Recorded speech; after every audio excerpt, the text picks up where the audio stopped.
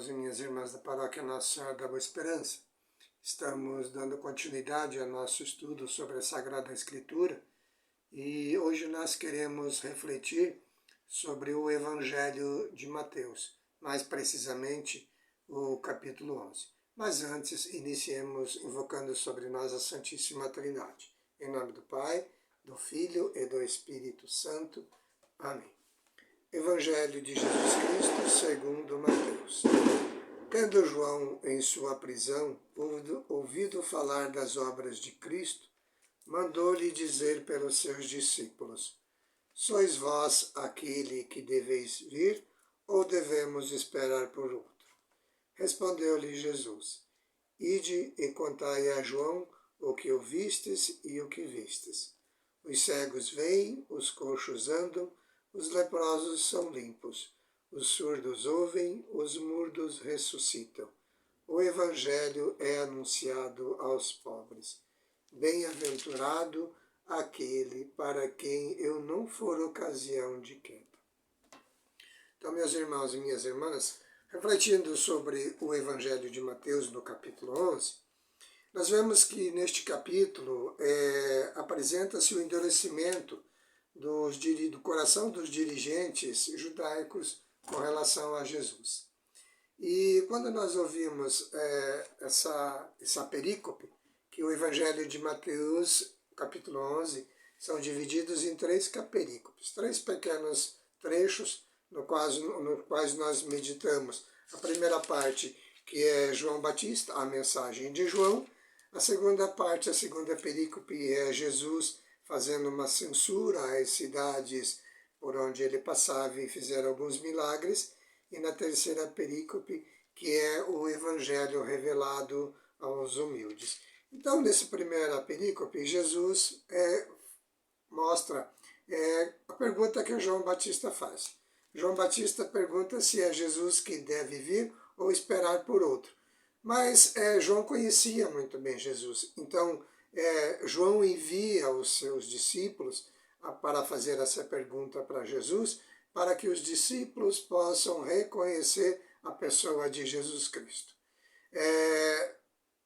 Os judeus esperavam que Jesus viesse de uma forma diferente, como um rei, como um soberano, como um poderoso conquistador, com a espada. E Jesus veio mostrar de forma diferente para os discípulos. Então, Jesus responde aos discípulos de João dizendo: considerai o que vistes diante dos olhos, né? Os cegos veem, os profetas, os mudos falam. Então, são antigas profecias que falavam a respeito de Jesus e os seus prodígios. E essas profecias, esses prodígios se realizam, se manifestam na vida das pessoas. Então, Jesus diz para os discípulos: Ide, dizei a João o que vocês veem. Mas João conhecia muito bem, mas era o panorama que João queria mostrar para os discípulos, para que eles cresçam, para que eles presenciassem e dessem crédito a tudo aquilo que Jesus havia e estava fazendo e falando. Então, Jesus faz isso para João. E fazendo demonstrando para João, através dos discípulos isso, ele fala para os discípulos: cuidado, Jesus previne contra esse conceito que os judeus tinham de um Messias, que era um Messias poderoso, um rei terreno.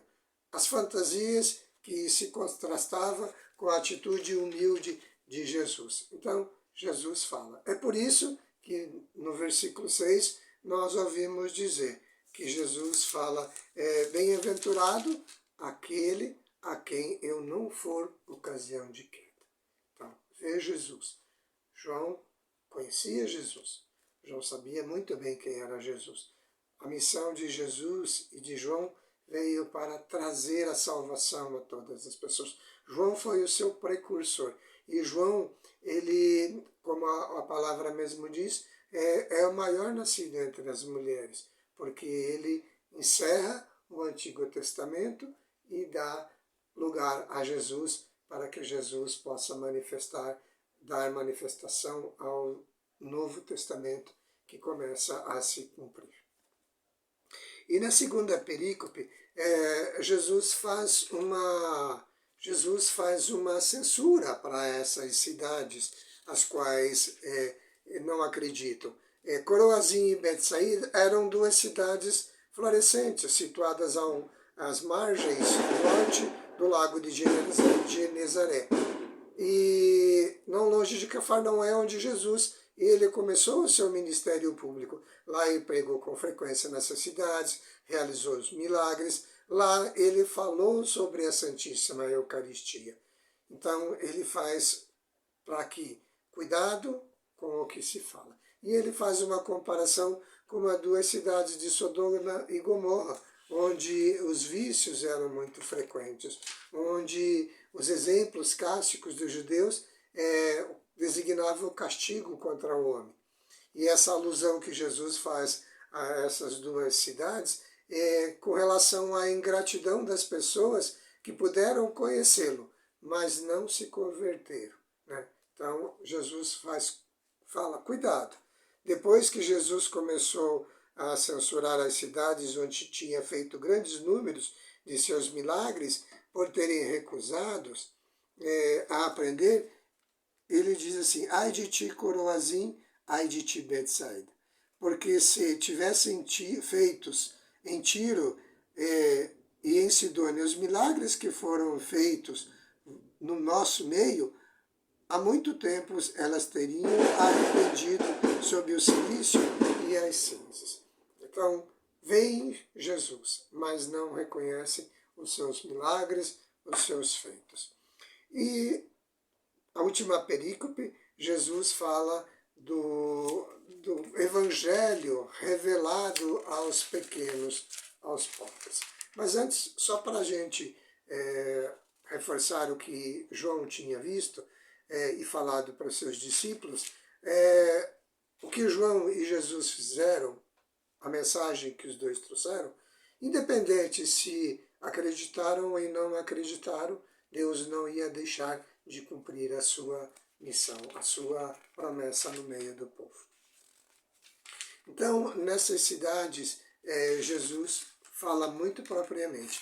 E no Evangelho, lá no finalzinho, quando nós vemos lá nas perícopes, que vai do versículo 25 ao 30, diz assim, por aquele tempo, Jesus pronunciou essas palavras, eu te bendigo, Pai do céu e da terra, porque escondestes essas coisas aos sábios e entendidos e revelastes aos pequenos.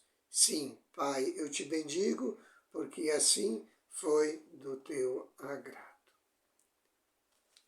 Então Jesus chama a atenção também sobre o peso que as pessoas estavam sofrendo. A fadiga, as tribulações, a história das almas que mostram a verdade, da justiça, que Jesus desejava que o coração deles fosse sincero. Então Jesus vem e fala que agradece, louva e bendiz ao Pai por revelar os seus planos aos pequenos, aos pobres. São esses pequenos que se podem abrir.